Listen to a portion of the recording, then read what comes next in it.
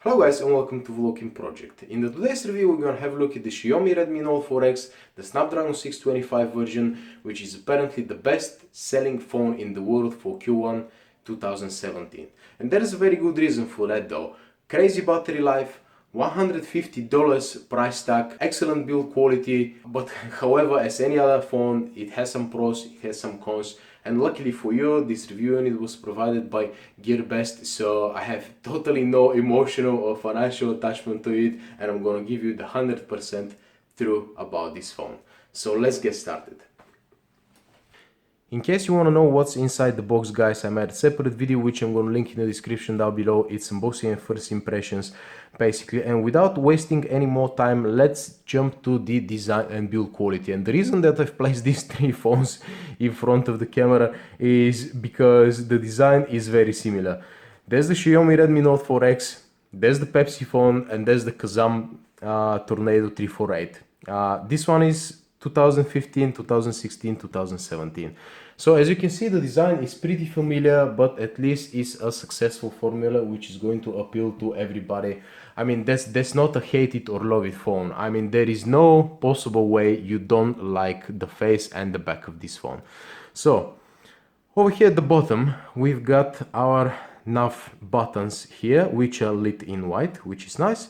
We've got a 5 megapixel camera here, our earpiece and a sensor. On the side we've got our power button and the volume rockers, which are pretty much the best placement for me. As you can see, my hands are just about average, and it's perfectly fit for my thumb and the power button and the volume rockers here.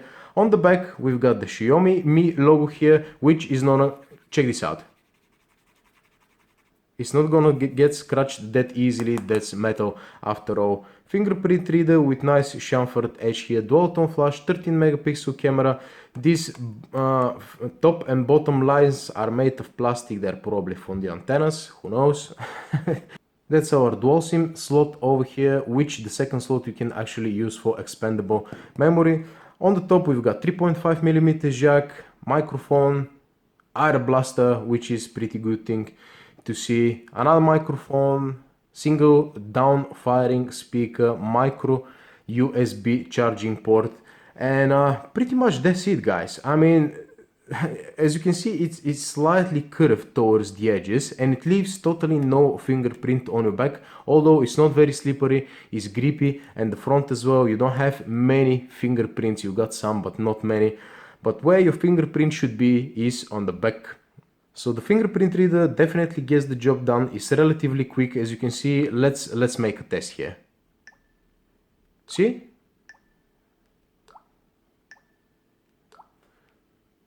I mean, it unlocks the phone 100% of the time. So I would say it's not exactly the fastest one, but it's above average. So let's say compared to the Axon 7, well, this one is better than the Axon 7. So all good here. One thing I should mention about the design, because I promised you guys 100% honest review, is that I really don't have a problem with the build quality. It feels very nice and sturdy, not very heavy. But check this out. When you press here,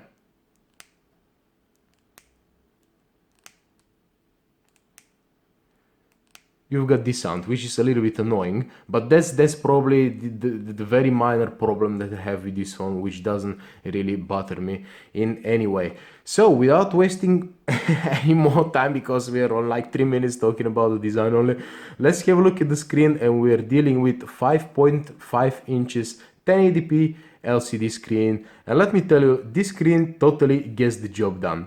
As you can see, I've put black wallpaper on it because because actually the blacks are really deep for an IPS screen. The maximum brightness is really good. The viewing angles are pretty much excellent, as you can see over here. And the thing that I like most about the screen, let me show you.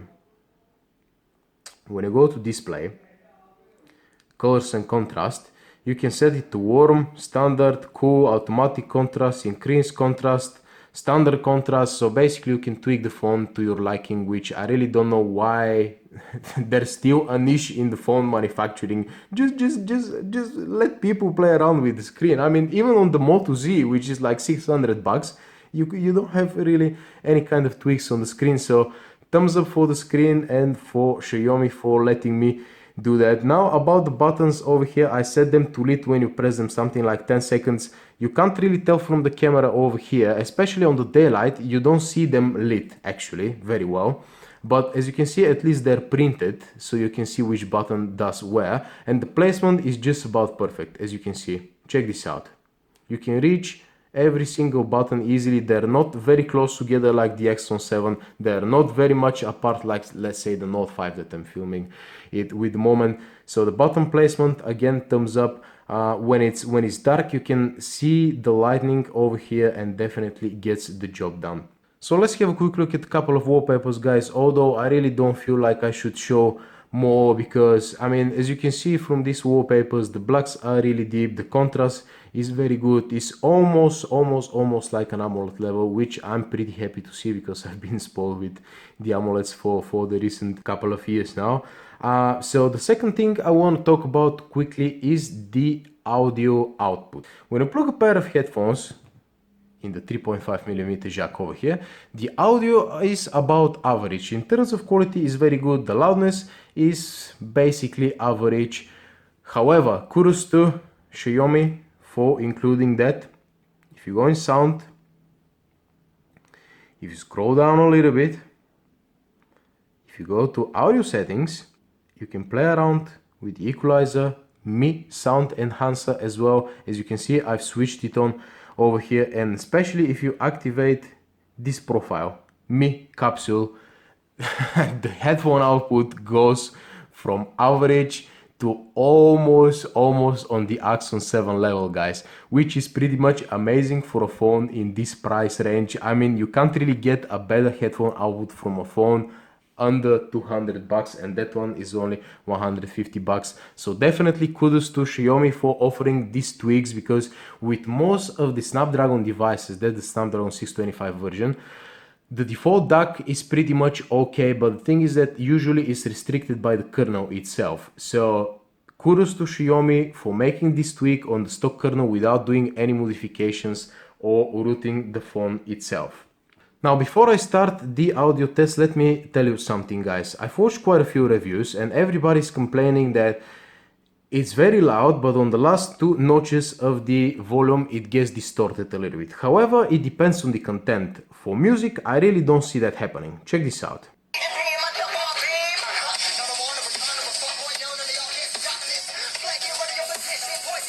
Check this out, maximum volume.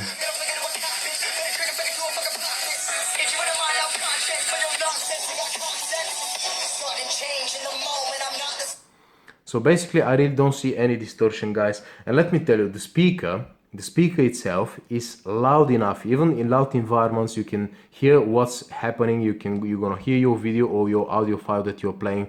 However, the quality of the speaker is not very good. I mean, it's just about average. I would say just about average. But again, it's quite loud and it definitely gets the job done, especially if you cup it like this, if it's even louder. So thumbs up for the speaker as well. So now let's have another look at the software of this phone, guys. It's running only Marshmallow. There is a NuGet beta which you can download and update yourself. But to be honest with you, apart from the split screen multitasking, which is lacking in this version, I really don't see the need to update to NuGet, simply because when the phone is released, it's basically optimized for the version that it's been released on. So I really don't see a point of upgrading. I got like 2 updates since I got the phone. So let me see if I'm not wrong. I'm running one of the latest security patches over here. Let's see, 6.0.1.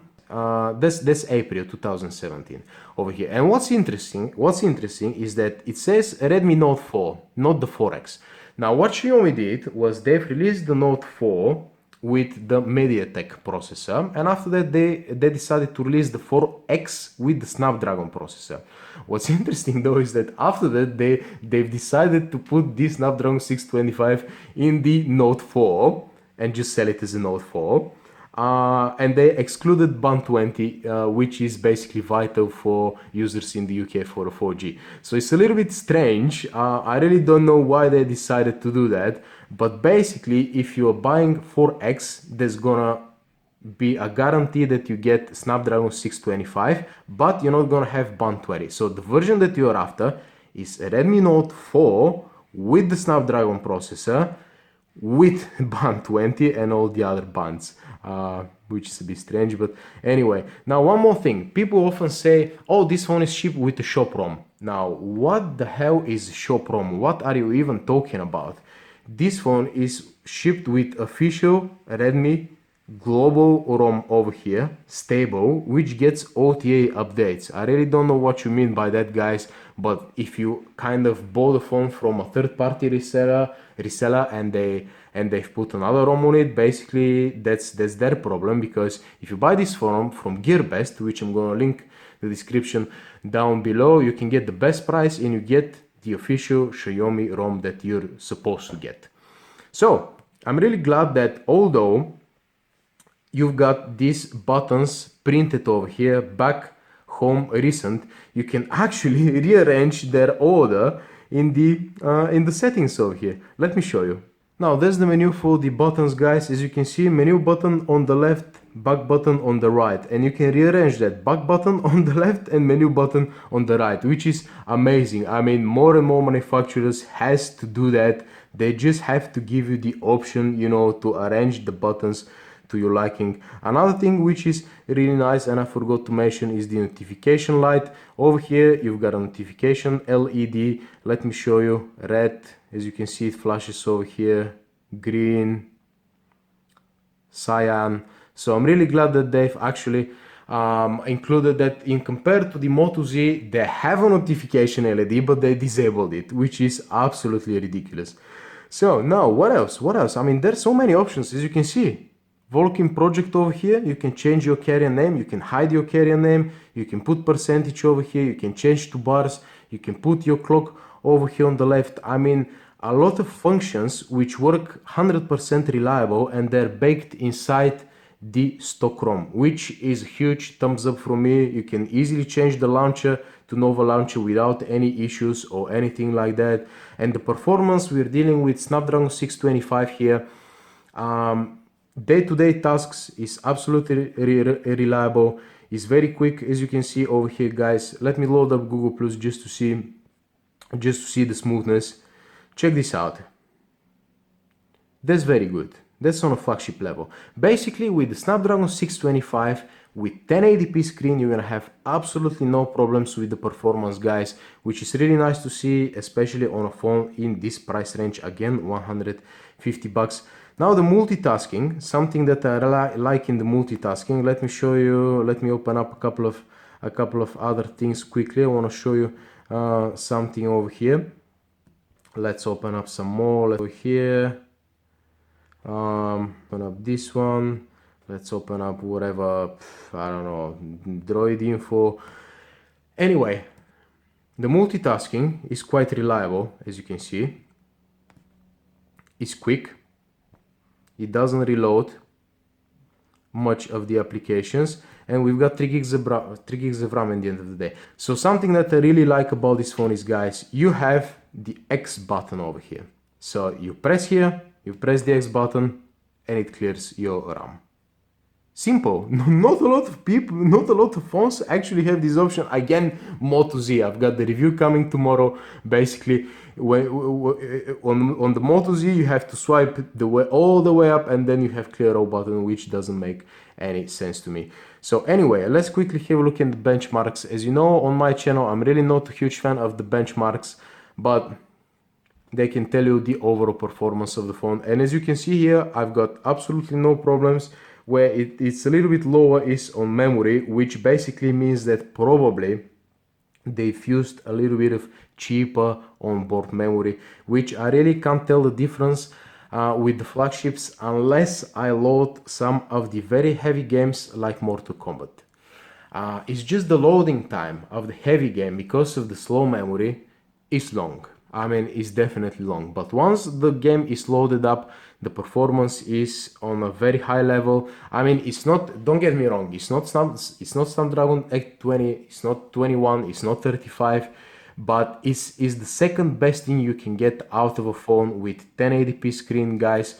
You've got very consistent FPS. I'm planning to do a separate gaming video, by the way. So let me get Mortal Kombat booted up.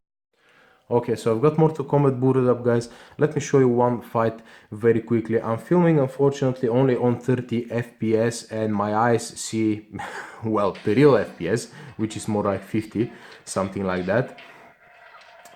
So let me show you. Let me show you. I mean, you've got no slowdowns, you've got no hiccups, you've got a constant and good frame rate all the times. As you can see, it's very easy to block the speaker, by the way, but I have to adjust your grip a little bit like that, something like that. So performance, thumbs up. Very quickly, I want to show you Epic Citadel, which I usually run to check the gaming performance. Full HD, ultra high quality, 46.6, which is absolutely playable and is very good, guys. Another thing, this phone does not get hot. That's probably the coldest phone that I've ever used in my life, guys. You can just slightly feel just a little bit of warmth over here after hours of gaming, just a little bit, but it's nothing compared to any other phone that I had in my life. And what's most crazy about this phone, it has a 4100 milliamp hours of battery, and let me show you what kind of battery life should you expect from these phones. Now, keep something else in mind. I'm a really heavy user. I don't have 120, which I rely on for the 4G, so the phone gets a little bit more extra drain because it's constantly searching for better reception. So you might get better battery life out of this phone rather than me. But check this out, 6 hours, 50 minutes. That's 100% today phone. Check this out, 7 hours, 49 minutes. 7 hours, 9 minutes. 7:29. 8 hours, 11 minutes. 7:49. 8 hours, 7 hours, 24 minutes. 6 hours, 53 minutes. 8 hours exactly. 8 hours, 0 minutes. So basically you can easily get between 7 and 8 hours of screen on time. If you use the phone on Wi-Fi only, I think you can reach even 10 hours of screen on time, which is absolutely crazy because the phone doesn't really feel bulky at all, and it's very nice and grippy to the hand. So I don't know what they've done with this battery, but the combination of 1080p screen, Snapdragon 625 and a big battery is definitely a go for me, guys. So how long does it take to recharge this huge battery? Let me tell you something, this phone doesn't really support fast charging. I've tried with my OK fast charger, it doesn't charge any faster, but check this out. In half an hour, you've got 28% of charge. 1 hour, you've got how many? 56. 2 hours, you've got 95%, and 2 hours 40 minutes, you've got 100%. So basically for 2 hours you're getting 95% of your battery, guys, which is quite quick, I would say, considering the capacity of the battery, and you're gonna get easily 2 days battery life out of it. So charging, thumbs up. So what else do you want me to talk about? Just one small thing I forgot to mention about the software. As you can see, my phone is heavily themed. I like this theme, the neon colors over here and the dark gray or black or whatever you want to call it color. You've got a theme store in the phone. This is a free theme. Basically you can download it for free, and it changes all the icons here, all the interface. So again, you need no root or substratum or whatever. Just go to the theme store and download whichever theme you like, apply it, and basically that's it. So I couldn't be really happier about the software. I see people say like, oh, there's a black border on the screen. Well, it's so slim that it doesn't really matter at all. And I see people say the software is definitely not for everybody, it's an iPhone clone and this and that. Well, install Nova Launcher as I do with all my phones. You've got themes. I mean, I really see what is your problem, guys, with the software. For me, it's basically all I want even without root. You don't need the root for this one. Now, what I want to talk about quickly is the camera and the video quality, simply because I'm planning to do a separate, more comprehensive camera test of this phone, guys, simply because it's not that easy to say with this phone, oh, the camera is crap or oh, the camera is very good. It's not that simple, because the camera is sometimes hit and miss, although you can get some phenomenal results. And let me show you a couple of photos. So the front camera, as you can see over here, 4:3 aspect ratio, 5 megapixels, is not very good. If you want a 16:9, you go down to 3 megapixels, and the results are pretty much terrible. Let me show a couple of other photos. Check this out. That's with the HDR on. Beautiful. HDR again. That's without HDR. So you see the difference. HDR, no HDR. So you're just shooting HDR. Black photo, colors and everything, absolutely nice. That's nighttime. Let me show something else. You can see over here the bokeh effect in the back. Low light is a little bit messy. Again, you can see the bokeh effect is a little bit pixelated, which I'm not particularly a fan of. But you've got different options. You've got fisheye. Over here you've got whatever option this is called. You've got this mirror kind of option, so you can definitely play around with the camera. This low light again, I mean, you can see quite a lot of noise over here. Let me show you something nice this time. Check this one out. In perfect light, you've got a perfect, flagship level of photo. And one more thing I should mention about this camera, guys, is you got the shortcut over here. As you can see, the screen is off. Press the volume down button quickly. You go straight away in the camera. And the beautiful thing about this camera is, check this out. You can snap a photo very quickly. Check this out. It's pretty much, check this out. It's pretty much instantaneous, which is going to help you in some situations. So thumbs up for that as well. And let me now show you what the video is about. Welcome to Vlogging Project. It's a beautiful day today in London, so it's just about right to do a quick video test of the Xiaomi Note 4X. Let's see how the video recording works. Let's see if we got a good software stabilization, because we haven't got an optical one. But I guess for this price range, we can't really expect miracles. So let's see how it goes. So as you can see from the video, guys, the stabilization sucks. It has no optical stabilization. The digital stabilization is not very good. So what else? The front-facing camera is not very good as well. The back camera is not very good in low light, but it's really surprisingly good in good light. You can get some, flagship level photos out of it, and the HDR works very nice as well. Now I forgot to show you quickly that I've made a short video showing how the autofocus works while doing the video. So let's check this out.